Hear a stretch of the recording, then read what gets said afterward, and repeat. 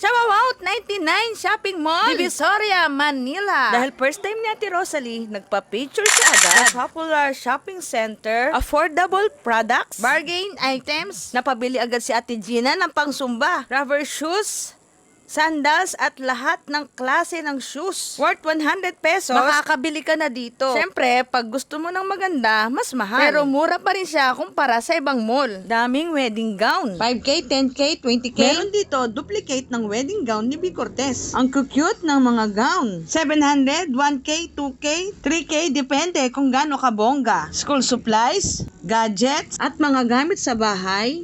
Lahat meron dito. Iba't ibang klasing mga maong, pang-forma. Hala si manager. Ay, Indiano pala.